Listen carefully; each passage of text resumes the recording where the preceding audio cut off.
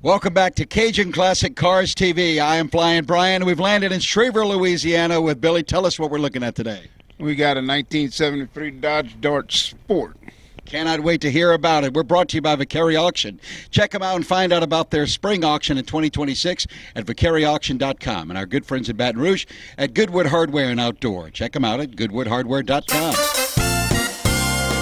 Your cars are the stars. Cajun Classic Cars TV. We are back in Schriever, Louisiana, and we're going to talk with Billy today. Billy's son Bobby was featured on an episode a while back with his Bayou Boogie van. Check out that episode on CajunClassicCarsTV.com and find out about Schriever, Louisiana. Now let's get the 411 on this great-looking Dodge Dart Sport. Howdy, Mr. Dodge boy. What can I do for you? Well, there's not much call anymore for a masked man on a horse, so I'm looking for a job. You mean you want to sell Dodges? Since I am the original good guy in a white hat, I thought I could... I see. Well, how would you go about selling this Dart Sport? Now, this is a new kind of Dart with some great options. Okay, Tonto. Hit it. Folks, if you want a fine automobile with a lot of fun, check out the Dodge Board. I have the new Dart Sport, a 5-seat coupe. It's like a station wagon with 6.5 feet of cargo space. And it's a sunroof convertible. Best of all, it's sold and backed by those dependable Dodge boys. So if you're on the side of truth and justice, see the good guys. How was I? Not bad, not bad. But can you give it a little more horsepower? Right. Well, Silver, the Dodge boys ride again. Billy, what fueled your love of old rides, man? I grew up, my dad was some sort of a drag racer at the beginning, and he always had a lot of rides and worked on cars, and it just led into me and my older brother. We both like cars. So when you drag race, did he drag race back in the day at Southland? Yes, sir. He ran a 69 Impala. That is too cool. I remember growing up and going to Southland Dragway and loving that and just loving the roar of the engine, and it got my blood going. And then I worked a lot on cars with Dad, so I understand when it kind of gets in your blood. Oh, yeah, it gets in your blood, definitely. What was your first car that you could call your own? First car that I had was my own was a 62 Bel Air two-door hardtop. Nice. Tell us about it. What color? Tell us what about that ride turned you on, man. It was a 4-speed car. It had a 350 in it. It had a 62 T-Bird blue with the blue interior. That you must have been like the talk of the town, man, cruising around in that. Oh yeah, I always wanted to look for somebody to race. All right, the statute of limitations is up, Billy. How many times did you get stopped by the cops in that car? Ooh, Lord. they were constantly pulling me over either for loud exhaust or I was too low to the ground. Yeah, and back then they had to guess the loud exhaust, and whatever they said it was, that's what it was. Oh, yeah, definitely. That sounds cool. Now, is there a car in your life that got away, and you said when you see one like it, you maybe might tear up a little bit, Billy, and go, man, I wish I never got rid of that? I would have to say that would be my 72 Chevelle. Okay, and why your love of that one? That one I bought out of a record yard. I had to put motor, transmission, rear end, everything in it. So it took a lot of my heart and soul to build it. Exactly. But now I feel a tinge of Mopar in you. Yeah, I picked that up from my grandparents who gave me this car when they passed away. Well, let's talk about this cool Dart right here on Cajun Classic Cars TV. So, Billy, you mentioned that this car came from grandparents, right? Yes, sir.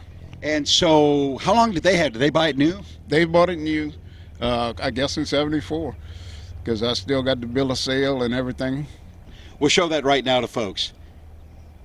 Yeah, I was amazed, Billy, when I saw that. It's like original bill of sale, dealer plate from the dealer. Now, who was the dealer again? That was Auto Center here in Thibodeau. Auto Center in Thibodeau, long gone. Yep. Long gone, like a lot of the great dealerships. But I'm sure my mom and dad, because I'm a Thibodeau boy too, and I'm sure my mom and dad probably bought a lot of cars from Auto Center. And it sort of brought back memories when I looked in your back seat and I saw that little collection you got. that we bring to all the car shows when we bring it out to show it. It's always good to have like a little lineage of the car. You know, it tells a little story of it. And you've got a great one, a little diorama there of stuff. And that original title is just awesome, and the original dealer plate. So I'm glad you shared that with us today. Okay. Really, it's to bring Mama and Papa with us. Yeah. Yeah. Everywhere you ride, Mama and Papa are with you. Yes, sir. And a Dodge Dart. Let's hear about this car right now. Tell us a little bit about your Dodge Dart, man. My Dodge Dart, actually, when I first got it, was a cream color with a tan interior. And as you can see, it's been totally redone. All the interior's been replaced. It's all gone to black. Door panels, everything. It was all tan at one time. It's all black now. What is the name of this green? This is the green that my wife picked out. She liked the color. It's a sassy grass green from Mopar. All right, so your wife must be a little sassy. Yeah. No comment? She's good. I'm going to leave it at that. Well, you did a great job. Did you paint it yourself? No, actually, a friend of mine painted it. I'd done all the body work on it. Had it about ready for paint. And the Hurricane Ida came and actually knocked our carports down, which landed on this car. And my friend owned the body shop, and he said, look, don't worry about your car, I'll take care of it. And he took care of it for me. So, Billy, I mentioned to you that I had a Dodge Dart Swinger, which is a little bit more square than this one. This definitely has a little bit more of a muscle car kind of look to it, kind of aggressive. Yes, sir. Is that kind of what you surmised from it? Yeah, I always did like the body style. You know, everybody looks at it and says, it's a Duster. And I said, no, it's a Dart. They go, well, what's the difference? I said, look at the front end. The front end is just straight on the Duster. On the Dart, you got the nose. And the same thing with the Swinger. It's got the nose. And speaking of that, you've got one of those you're working on. We'll show folks some shots of that. So this one here has a big block in it, a 440, that I picked up out of a wrecking yard and redone myself.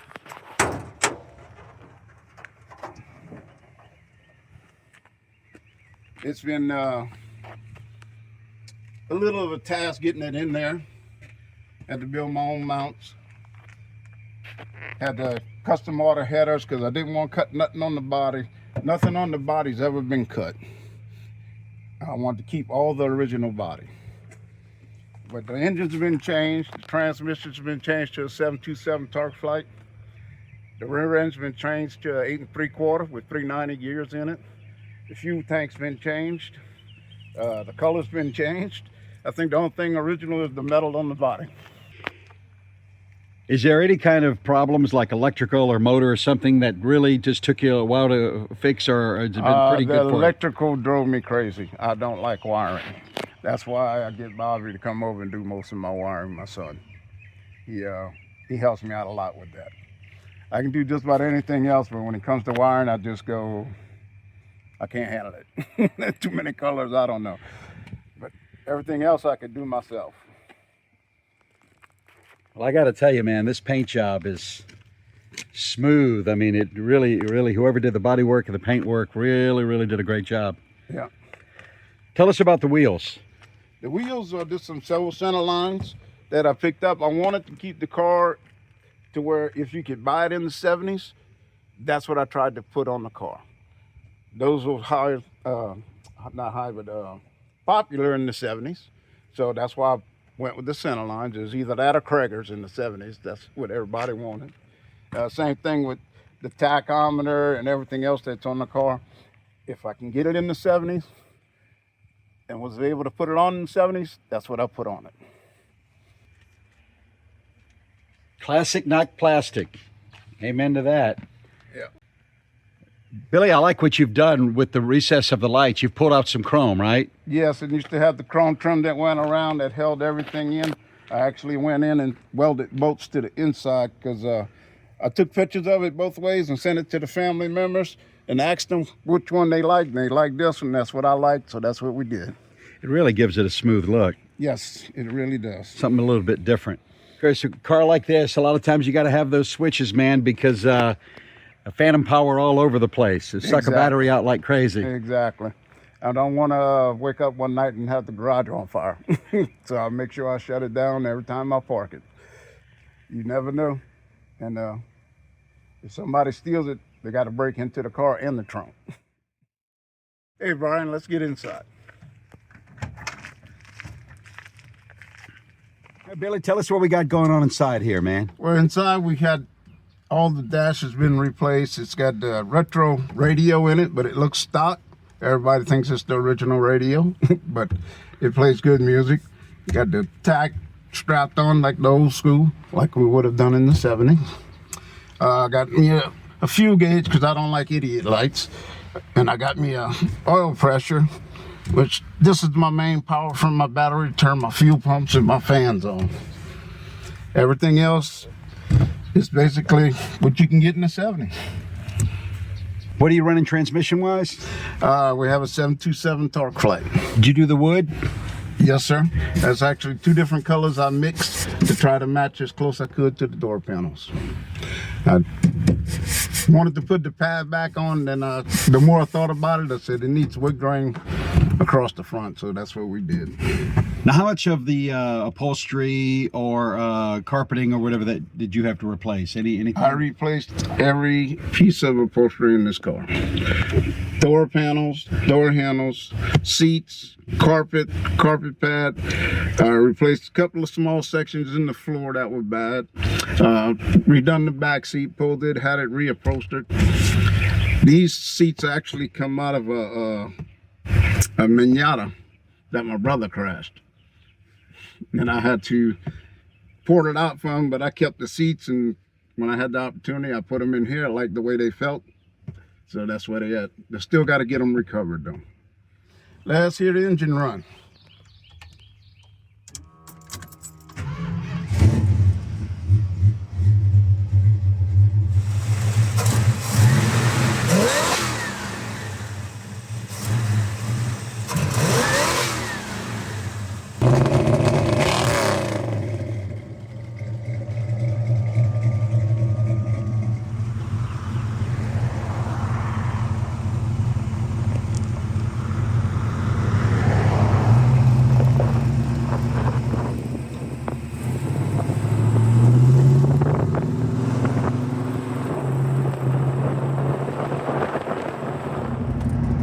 Billy, what's the top end you've had this thing at, man?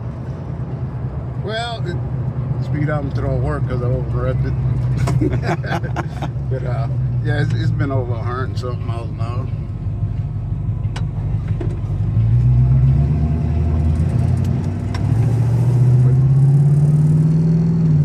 It took a long time to get it where it's at right now. We had so much issues with it. I had to change the entire brake system on it because the drum brakes went bad. I had like I said, during the hurricane, a tree fell on the carport, dented the roof. So it had to go sent off to the body shop, get it all repainted. But everything else it's finally all come together after about 9 years.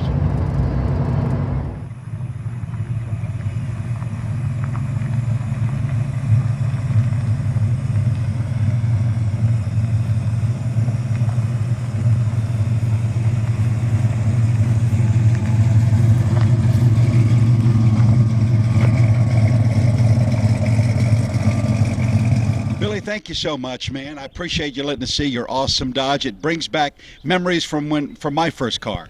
Thank you for coming out and doing the interview, sir. All right. Have a great day, and thank you guys for watching, too. Check out all of our episodes at CajunClassicCarsTV.com. Speaking of websites, VicariAuction.com is one to check out. They're one of our great sponsors, as well as GoodwoodHardware.com. Thanks for watching.